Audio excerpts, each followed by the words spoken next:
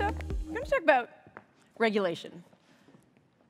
Who else would be better to talk about regulation than Barney Frank of Dodd-Frank legislation, now retired, he's happy to say. And Chris Concannon is the CEO of Virtu. Virtu is in the news recently because you were about to go public, and then Michael Lewis published Flash Boys, and suddenly the whole world hated high-frequency trading firms even more than they already did. You're supposed to actually review the book releases, the schedule, before you actually file your IPO nowadays. You had no idea, did you? No, we did know it was scheduled to be released. So. But you didn't think it would have the impact that it did, right? We underestimated the impact, yes. How you doing? Good, good. You going to try again? It's nice to be private. Yeah? For how long? Look, yeah, I think if you look at the world and how it's incorporating that book, there are some regulatory uncertainties. I think they're headed in a good place, and obviously the SEC is using a data-driven decision, and so I think over time we'll have some certainty around what the market structure looks like and what the regulations look like. Seriously, though, between you and me, as Connie Chung used to say, you weren't totally pissed off? I was a little frustrated because the book is all about a company called IEX, a market that is a unique market that came out over the last year. They came to me in July of last year and asked us to make a market inside their market, and we were 50% of that market when it launched, and we supported it all the way through to this day, where we're a substantial portion of the market. And Michael Lewis knew it, and it just didn't fit into his story that the villain actually was helping the hero. And so he just ignored the whole fact and left it out. Representative Frank, should I still call you Representative? No. What should I call you? Chairman. Barney, Mr. Barney. Frank. Calling you Barney's hard. But, Well, Mr. Frank. Mr. Frank? This notion of people carrying their titles around after the fact, I think, gets in the way. Any opinions on high-frequency trading? It wasn't covered by Dodd-Frank. No, it wasn't, because it was new. We were backward-looking in one sense. I mean, my opinion is, had the Democrats not lost the majority in 2010 and I'd remained chairman, my intention was to have hearings on high-frequency trading. So I think it's too early for anybody to have firm opinions on what kind of regulation should be adopted. I think that's the perspective of government. That is, I think the motto that I had in mind was the private sector does its work and creates the wealth, and it innovates.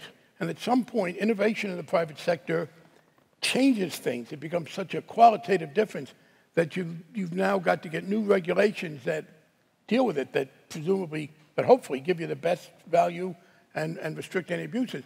I think the problem that we ran into in the last crisis was that we waited too long for these new regulations about securitization, about the financial derivatives, et cetera.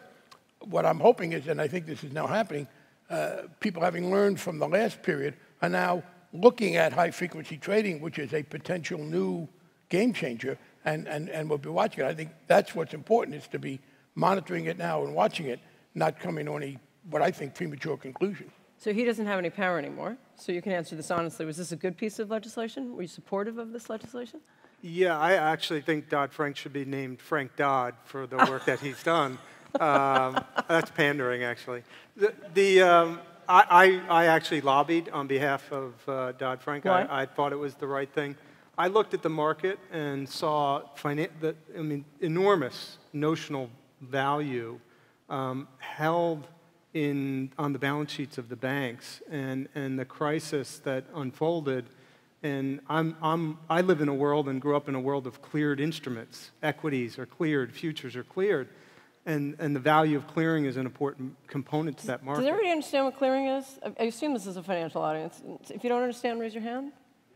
Now, no one's going to do that, Michelle. No, I don't think it's also a very technologically savvy audience. So I'll give a 30. Sure. Clearing is, rather than, if we all wanted to transact, we all put money in the middle, and and we form this insurance fund, and it guarantees that we all settle our transactions And so there's a mutual organization that we all have funded equally, and it guarantees the settlement of everything that we trade. So none of us are exposed to anyone else's financial capacity.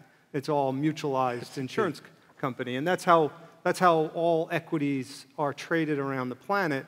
There's a clearinghouse somewhere that is guaranteeing the settlement between the dealers and the brokers and the clients. Yeah, and that's a critical distinction. We had a lot of antagonism from some of the people who make money by selling the derivatives. Right.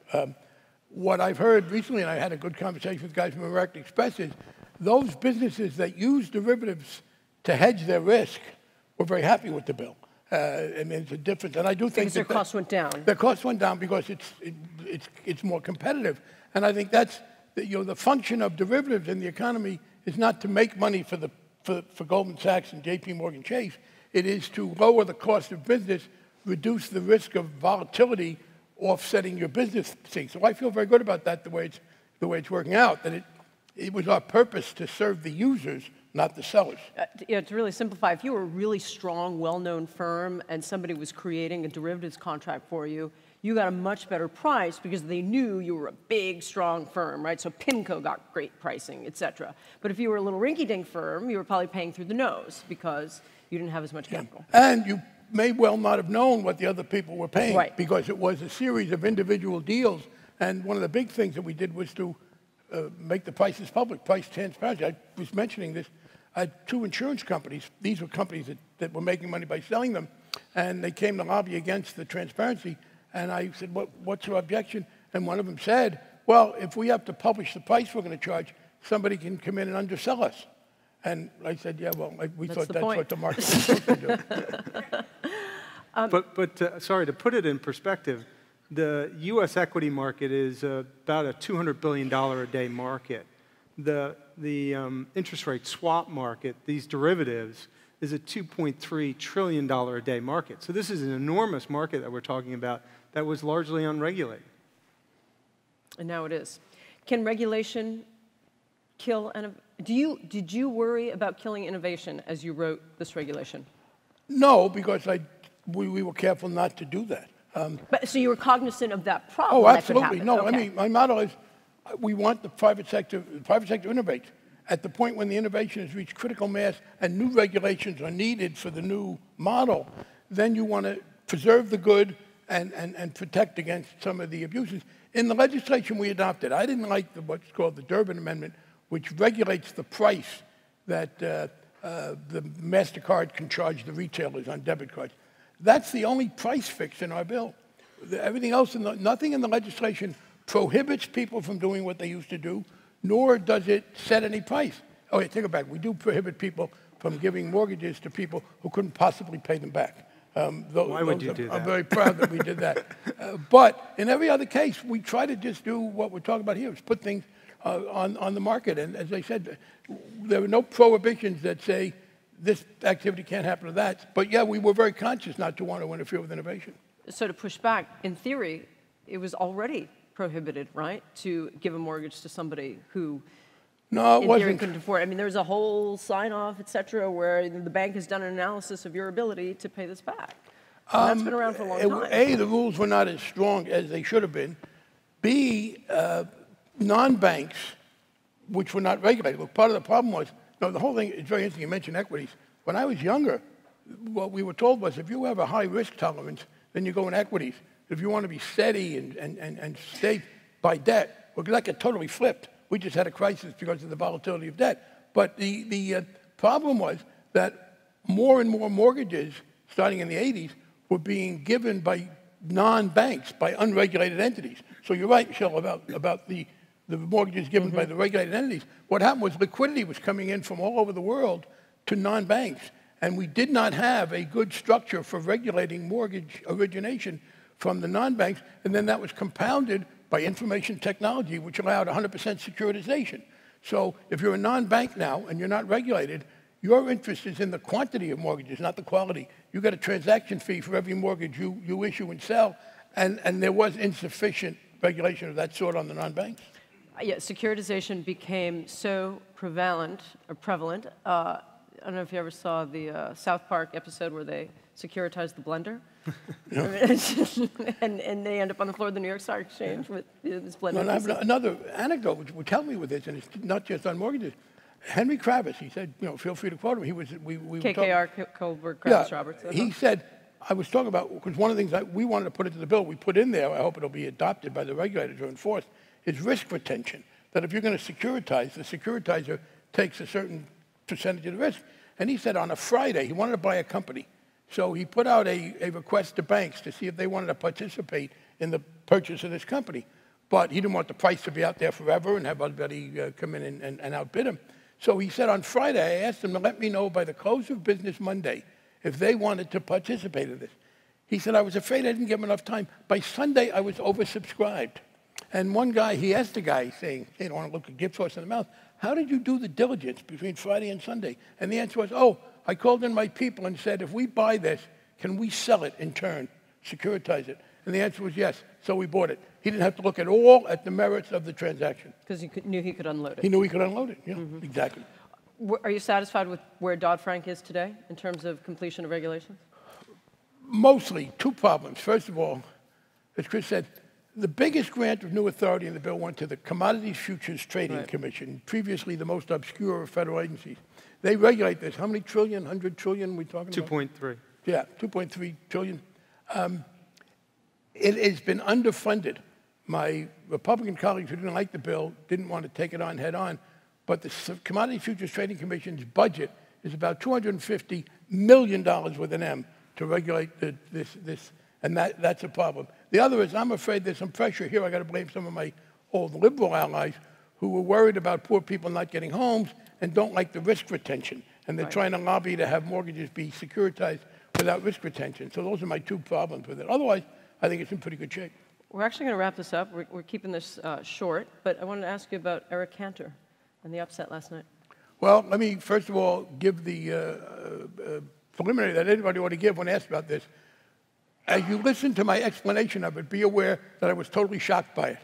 So people who are totally surprised by something should be a little bit reluctant to explain it so clearly, because if I understood it that well, I wouldn't have been so surprised by it. But it illustrates, first of all, the problems of leadership. And here I'll quote something I've said previously. If you're going to be in congressional leadership or legislative leadership of the state, you better have 15 points to lose. Because at some point, being in the leadership is going to, part of the role of a leadership in a legislative body is to take the heat from the members when something unpopular has to be done. And clearly, Cantor took the heat for reopening the government and for raising the debt limit so we could pay the debts. That was a part of it. But the second part is that it illustrates the problem the Republican Party has, which is the voters in the Republican primary, a small subset of the voters, are somewhat out of sync, I believe, with the majority of the public. And that's the problem they have, and that's what they're going to have to deal with, which is on some issues like immigration or the Export-Import Bank or some other things that are more generally important to the business community. A lot of Republican members are now torn between the intense desires of the people who are going to vote for them in the primary and the people in the general election. Democrats have had that problem in the past, go back to George McGovern, but I think that's the political significance for the Republicans. And it troubles me greatly, as you can tell. Oh, I'm sure it does. You look troubled. Thank you so much. Really appreciate it. Great discussion, guys. Thank you.